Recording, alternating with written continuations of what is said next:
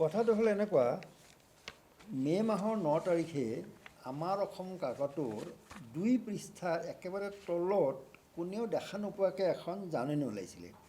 সেই জাননীখনত কোৱা হৈছিলে যে অসম চৰকাৰে এটা লেণ্ড গভাৰ্নেন্স কমিশ্যন বোলা কমিশ্যন এটা খুলিছে, এজন হাইকোৰ্টৰ মাননীয় অৱসৰপ্ৰাপ্ত ন্যায়াধীশৰ তেওঁক অধ্যক্ষ কৰি পেলাই। আৰু তাতে দেখুৱাইছে, যিটো কৈছে যে তাৰ কাম কি হ'ব, চাব দিছে, খুব ইণ্টাৰেষ্টিং। এটা কমিশ্যনৰ কাম কিমান বুলি কৈছে যে বৰ্তমানৰ ভূমি আৰু ৰাজহ আইন আৰু নিয়মাৱলী সম্পৰ্কীয় বিষয়সমূহ, তাৰমানে গোটেইবিলাক ধৰিছে বিষয় বিবেচনা, ভূমি অধিকাৰ স্বীকৃতি, সামূহিক আৰু বনগাঁও মানে ফৰেষ্ট ভিলেজৰ ভূমি, নগৰ অঞ্চলৰ ভূমি, ৰাজহুৱা ভূমি ব্যৱস্থাপনা আৰু ভূমি অধিগ্ৰহণ একুইজিশ্যন, ৰাজহুৱা ভূমি নিষ্পত্তি, ভূমি ৰেকৰ্ড আৰু ভূমি জৰীপৰ জৰিয়তে মেপ প্ৰস্তুতকৰণ, কেডাষ্ট্ৰিয়েল মেপ বনোৱা, ভূমিৰ মূল্য নিৰ্ধাৰণ আৰু কৰ নিৰ্ধাৰণ, ভূমি বিবাদ নিষ্পত্তিৰ প্ৰতিষ্ঠানিক ব্যৱস্থা ইত্যাদি।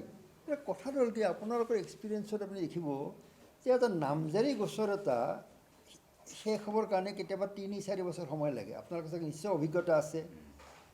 এটা লেণ্ড একুইজিশ্যন, কাৰোবাৰ মাটি যদি আজি ৰাস্তাৰ কাৰণে গ'ল, পইচা পাওঁতে কেইবাবছৰো লাগে। আৰু ইমান যেতিয়া মাটিৰ কামত ইমান সময় লাগে, এখন জিলাত যদি নতুনকৈ পুনৰ জৰীপ কৰিব লগা হয়, যেতিয়া প্ৰত্যেকটো তাক জুখিব, খাজনা নিৰ্ধাৰণ কৰিব, 20-25 বছৰ লাগে একোখন জিলা পুনৰ জৰীপ কৰাতে। ইমান আপোনাৰ আইন আছে, এই গোটেইবিলাক মানে খৰচি মাৰি চাই কি কি সংশোধন কৰিব লাগে, এইবিলাক কৰিব লাগিলে মোৰ মতেদি কমেও 2-3 বছৰ সময় লাগিব। আৰু এওঁলোকে কৰিলে কি যে আমি শুনামতে 7 জুনতে মানে লাষ্ট ডেট বুলি কৈছে, 7 জুনত ৰিপৰ্ট দিবই। আচ্ছা, কিন্তু এই নটিফিকেশ্যনত লিখিছিল কোনো ডেট দিয়াই নাছিলে, যিখন মানে 9 মে'ত ওলাইছিলে, সেইখন কোনো হেৰি ডেটেই দিয়া নাই। সেইকাৰণে আমি দেখিলোঁ কি যে ইমান খৰখেদা লগৰ উদ্দেশ্যটো কি, কোনে ইমান খৰখেদা লগাইছে। এনেকুৱাতো নহয় যে কোনোবাই ইতিমধ্যে কি কি সংশোধন হ'ব সেইবিলাক কৰি থৈ দিছে, থৈ পেলাই পটকৈ ৰাইজৰ আগত উলিয়াই দি ক'ব, ৰাইজে যদি প্ৰশ্ন কৰে যে কি কৰিলা, বোলে নহয় আমি নহয়, কমিশ্যনে কৰিছে নহয়। সেইকাৰণে আমাৰ তাৰ অলপ মানে সন্দেহ আৰু ভয় হৈছে। সেইকাৰণে আপোনালোকৰ আগত আমি কওঁ কথাটো যে কালি পৰহি আমি এখন চিঠি দিছোঁ গভৰ্ণমেণ্টলৈ, মানে কমিশ্যনলৈ।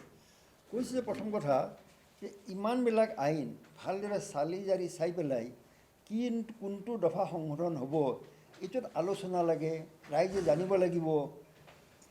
এইটোত সময় আৰু এতিয়া বানপানী আহিছে, মানুহে কেনেকৈ আপোনাৰ 7 জুনৰ ভিতৰত ৰিপ্লাই দিব নোৱাৰে নহয় কোনো। আৰু দ্বিতীয় কথা হ'ল কি, এইখনত লিখিছে যে ইয়াতে মানে কাৰ পৰা পৰামৰ্শ বিচাৰিছে, অসমৰ সমূহ ৰাইজ, অৱসৰপ্ৰাপ্ত আৰু কৰ্মৰত ৰাজহ বিভাগৰ অভিজ্ঞ ব্যক্তি আৰু আইন বিশেষজ্ঞ।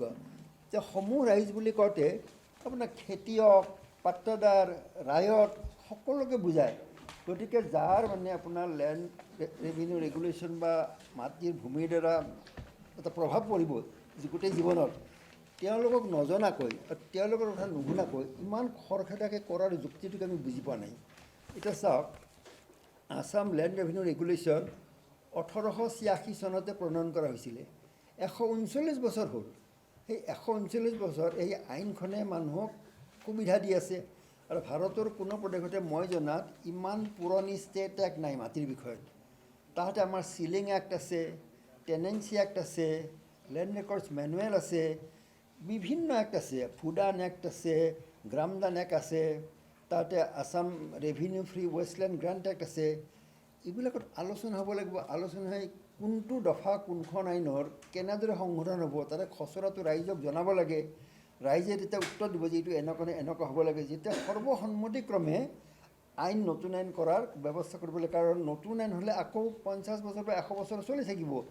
এতিয়া চাওক, অসমত কি হৈছে আজি, আপোনালোকে শুনিব যে খালী চব জেগাত মাটিবিলাক আমাৰ মানুহে বিক্ৰী কৰিব লাগিছে, নিজৰ মাটি বিক্ৰী কৰি আছে। এইখিনিত এটা কথা মই পেপাৰত আৰ্টিকলো লিখিছিলোঁ।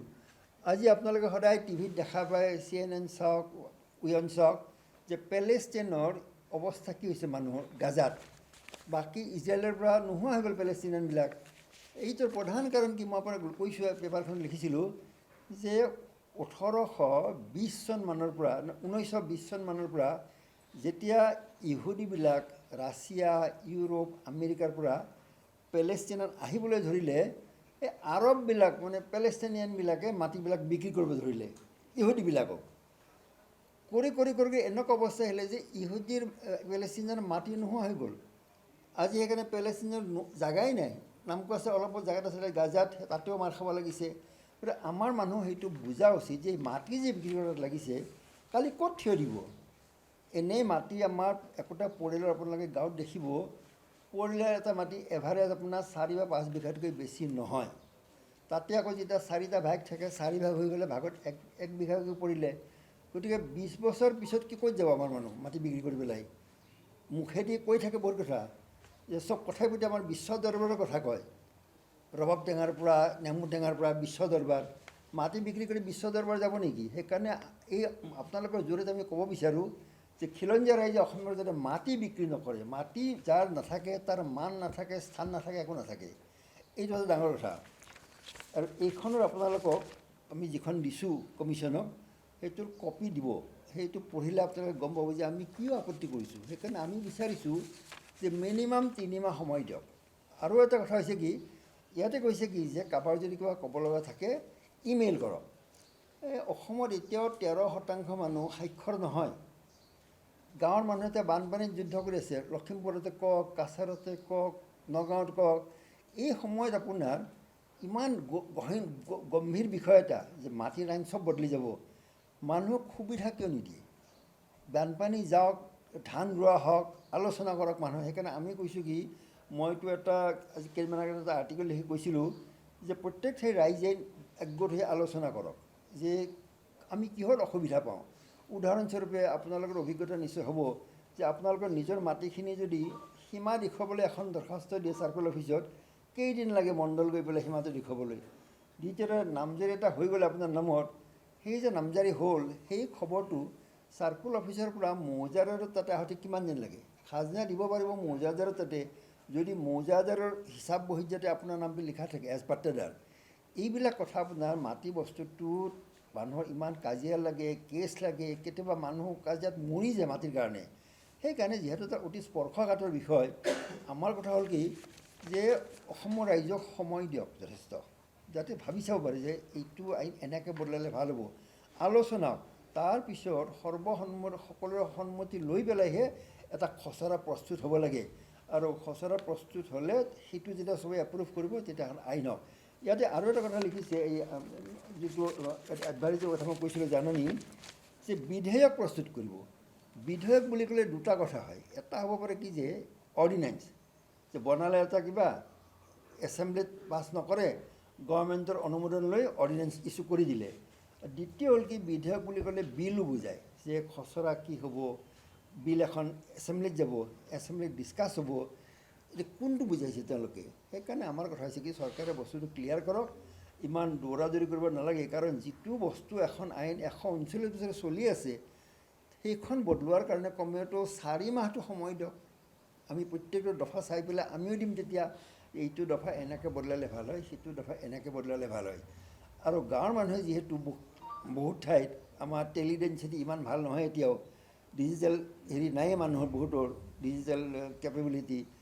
গতিকে লিখিত ৰূপত অসমীয়াত দিব ক'ব লাগে, ইংলিছৰ উপৰিও। আৰু আমাৰ যিহেতু বড়োলেণ্ডত বড়ো ভাষাটো সহযোগী ভাষা, বৰাক উপত্যকাত যিহেতু বঙালী সহযোগী ভাষা, সেইকাৰণে অসমীয়া, বড়ো আৰু বঙালীটো ইংৰাজীৰ উপৰিও লিখিত ৰূপত দিবৰ কাৰণে অনুমতি দিব লাগে। আমি সেইকাৰণে এইখিনি অনুৰোধ কৰি পেলাই চৰকাৰলৈ আমি চিঠিখন দিছোঁ। এইখিনি হ'ল আপোনাৰ মেইন কথা। এতিয়া যদি কিবা ক্লেৰিফিকেশ্যন লাগে, আমি মানে খচৰা কেনেকৈ সংশোধন হ'ব সেইটোত মই অহাই নাই, কাৰণ এইটো টাইম হোৱাই নাই। তেওঁলোকে কি বিচাৰিছে। আৰু চাওক এটা কথা, আমাৰ যিহেতু 20-30খন আইন আছে, গোটেইকেইখন আইন নোহোৱা কৰি এখন বনাব নেকি সেইটো কোৱা নাই চৰকাৰে। নে প্ৰত্যেকখনৰ বেলেগ বেলেগে সংশোধন কৰি নতুন আইন হ'ব সেইটোও কোৱা নাই। সেইকাৰণে বস্তুটো হাইলি কনফিউজিং। আৰু আমাৰ ভয় হৈছে এইটো যে খুব খৰখেদাকৈ কিবা এটা কৰি দিব, পিছত সেইটো এবাৰ হৈ গ'লে বদলোৱা বৰ দিগদাৰ হ'ব। সেইকাৰণে সময় থাকোঁতে আপোনালোকে অনুগ্ৰহ কৰি যদি সংবাদ মাধ্যমত এইটো প্ৰচাৰ কৰি দিয়ে যে এইটো মাটি বস্তুটো খুব হিচাপত কৰিব লাগে। কাৰণ চাওক অসম এখন ইমান সৰু ৰাজ্য নহয়, এই মাটিকালি মাত্ৰ ৭৮,৪38 বৰ্গ কিলোমিটাৰ। অসমৰকৈ 4 গুণ ডাঙৰ আপোনাৰ ৰাজস্থান, আগৰ জম্মু এণ্ড কাশ্মীৰ, মধ্যপ্ৰদেশ, মহাৰাষ্ট্ৰ, বহুত ডাঙৰ ডাঙৰ এইবিলাক ৰাজ্য। আৰু অসমত আপোনাৰ একচুৱেলি খেতিৰ মাটিও বহুত কম। বহুত মাটি আগুৰি আছে আপোনাৰ পাহাৰ জিলা 3খন, বৰাক ভেলীটো সিফালে আছে 10,000 স্কুৱাৰ কিলোমিটাৰ, টি গাৰ্ডেন আছে বহুত, ৰিজাৰ্ভ ফৰেষ্ট বহুত আছে, নদী বহুত আছে। একচুৱেল ক'ব গ'লে থাকিব পৰা মাটি বহুত কম। তাৰোপৰি আমাৰ জনসংখ্যাও ইমান বেছি নহয়। 1901 চনৰ পৰা 2011 চনলৈকে গোটেই ভাৰতবৰ্ষৰ জনসংখ্যা যেতিয়া 5.5 গুণ বাঢ়িছে, একে সময়ত অসমৰ জনসংখ্যা 9.5 গুণ বাঢ়িছে। আমাৰ প্ৰথম কথা মাটি কম, দ্বিতীয় কথা মানুহ বেছি, আৰু তৃতীয়তে প্ৰত্যেক বছৰতে আপোনাৰ বানপানীত গৰাখহনীয়া, সদায় টিভিত দেখি আছে এইকেইদিন গৰাখহনীয়াত কেনেকৈ মাটি গৈ আছে। গতিকে আমাৰ সমস্যাটো ইমান ভয়াৱহ যে মাটি বিষয়ত চৰকাৰ কোনো খৰখেদা কৰিব নালাগে, আৰু এনেকুৱা এটা স্পৰ্শকাতৰ বিষয়ত সকলোকে নিজৰ মতামত দাঙি ধৰিবলৈ যথেষ্টখিনি সময় আৰু সুবিধা দিব লাগে। এইখিনিয়ে মোৰ ক'বলগীয়া। সেইটো বুজি পোৱা নাই আমি, সেইকাৰণে মই আপোনালোকৰ সহায় লৈছোঁ। আমি ধাৰণা কৰিব পাৰে কি, ধৰক এতিয়া আছাম লেণ্ড ৰেভিনিউ ৰেগুলেশ্যন কালি যদি কৈ দিয়ে যে এইখন বিলোপ হৈ গ'ল, তো কি এটা গণ্ডগোল হ'ব। আমাৰ যে ট্ৰাইবেল বেল্টত যে সংৰক্ষিত শ্ৰেণীৰ মানুহৰ মাটি যে এতিয়াও সুৰক্ষিত হৈ আছে, শ্বেডিউল কাষ্ট, শ্বেডিউল ট্ৰাইব, আদিবাসী, সান্থাল, নেপালী গ্ৰেজিয়াৰ কাল্টিভেটৰ আৰু আগৰ গোৱালপাৰা জিলাৰ নাথ কমিউনিটি, অন্য কিনিব নোৱাৰে সেইবিলাক মাটি। সেই যদি এখনে নোহোৱা হৈ গ'ল, সেইবিলাক মাটিটো ফ্ৰী হৈ গ'ল, এতিয়া যিহেতু কিনিব। ঘটনাটো কি? আৰু আপুনি দেখিছে কি ট্ৰেণ্ডটো, এখন আপোনাৰ 2015 চনত গভৰ্ণমেণ্টে এক্ট কৰি দিলে যে গুৱাহাটীৰ জালুকবাৰীৰ পৰা টিহুলৈকে উত্তৰ ফালে আৰু দক্ষিণ ফালে কুকুৰমাৰালৈ নেশ্যনেল হাইৱেৰ দুইফালে কৃষিৰ মাটি, মানে খেতি মাটি আধা কিলোমিটাৰ পৰ্যন্ত যাৰ পেচা খেতি নহয় তেওঁ কিনিব পাৰে। এইটো কি ভয়ানক কাম কৰিছে, কাৰণ আছাম লেণ্ড ৰেভিনিউ মেনুৱেলৰ এটা এক্সিকিউটিভ ইনষ্ট্ৰাকশ্যন আছে, চাহাবে 1927 চনতে কৰি গৈছে। এইটো কি কৰিছে যে অসমৰ যি কৃষিভূমি আছে, সেই কৃষিভূমি যাৰ পেচা কৃষি নহয় সি কিনিব নোৱাৰে। চাওক, যাতে আমাৰ মাটি সুৰক্ষিত থাকে, এই একখনে আমাৰ মাটি তেনেকৈ সুৰক্ষিত কৰি গৈছে। এতিয়া যদি এইবিলাক এক নোহোৱা কৰি দিয়ে, বিপদটো আমাৰহে হ'ব। আমাৰ মানুহৰ এনেই মাটি কম, চাকৰি নাই, সংস্থাপন বেলেগত বহুতৰ নাই, মাটিখিনিতো কমচে কম ঘৰ এটাত আছেতো। গতিকে এই বস্তুটো সেইকাৰণে চৰকাৰে কি কৰিব খুজিছে, আমি তেওঁলোকেতো এনেকৈ সময়ত বুলি ডিটেইলছ কোৱাও নাই। আৰু চাওক, কথাটো হৈছে সন্দেহ মোৰ প্ৰথম দিনা হৈছে যে পেপাৰৰ একেবাৰে দ্বিতীয় পৃষ্ঠাত একেবাৰে তলৰ চুকত দিছে জাননীটো, কাৰণ মানুহে নাজানক সেইটো উদ্দেশ্য নেকি। এতিয়া আৰু ইমান খৰখেদা কিয়? ইমানখন এটা এমেণ্ড কৰোঁতে, আগতে মইতো আছিলোঁ, এটা ক্লজ এটা এমেণ্ড কৰিবৰ কাৰণে বা ৰুল এটা এমেণ্ড কৰোঁতে প্ৰথমতে আপুনি ড্ৰাফ্ট বনাব, ড্ৰাফ্ট বনাই সেইটো ডিপাৰ্টমেণ্টৰ ছেক্ৰেটাৰী এপ্ৰুভ কৰিব, তাৰপিছত মিনিষ্টাৰে কয় যে ঠিক আছে, তাৰপিছত সেইটো আকৌ ল' ডিপাৰ্টমেণ্টত যায়, ল' ডিপাৰ্টমেণ্টে ক'ব যে এইটো ঠিক আছে, গণ্ডগোল নহ'ব। তাৰপিছত লেজিছলেটিভ ডিপাৰ্টমেণ্টত যায় যে লিখা ৱৰ্ডবিলাক ঠিক আছে, তাৰপিছত কেবিনেটত আহে, কেবিনেটে এপ্ৰুভ কৰাৰ পাছত এছেম্বলিত ডিবেট হ'ব, বিল আহিব। সময় কিয় লাগে, যাতে কিবা থাকিলে কাৰোবাৰ যদি পাহৰি গৈছিলোঁ সেইটো যাতে আহি যায় কথাবিলাক। কিন্তু এওঁলোকে দেখিছোঁ ইমান খৰখেদা কিয় লগাইছে, সেইটোৱে সন্দেহৰ কথা। ছামথিং ইজ ৰং। এতিয়া যদি আজি এৰি দিছে টিহুলৈকে চব মাটি গ'লেই অলৰেডি বিক্ৰী হৈ পেলাই, কালি যদি কৈ দিয়ে যে গুৱাহাটীৰ পৰা নগাঁৱলৈ ৰাস্তাৰ দুই কাষে খেতিৰ মাটি কিনিব পাৰোঁ যিহেতুৱে, তো মাটি থাকিল ক'ত? গতিকে উদ্দেশ্যটো আমিও গম পোৱা নাই।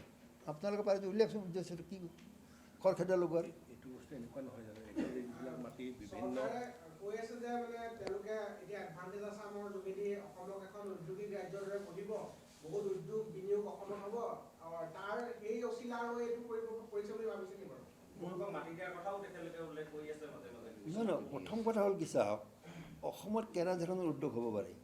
অসমত প্ৰথম কথা অলপমান খাৰুৱা তেল আছে, বেছি নাই, বেছি বম্বেৰ ফালে ওলাই হাই। দ্বিতীয়তে অসমত কোনো আপোনাৰ ভাল মিনাৰেল নাই। আপুনি কোবাল্ট, নিকেল বা লিথিয়ামটো বাদেই দিয়ক, আইৰণ অ'ৰে নাই অসমত, এলুমিনিয়াম অ'ৰে নাই। য'ত মেটেল নাথাকে, মেটেলিক অ' নাথাকে, তাততো তেনেকুৱা ডাঙৰ ইণ্ডাষ্ট্ৰী হ'ব নাই, নম্বৰ ওৱান। এটা চব মানে সেই ছেকেণ্ডাৰী টাইপৰ আপোনাৰ এছেম্বলিং টাইপৰ হ'ব।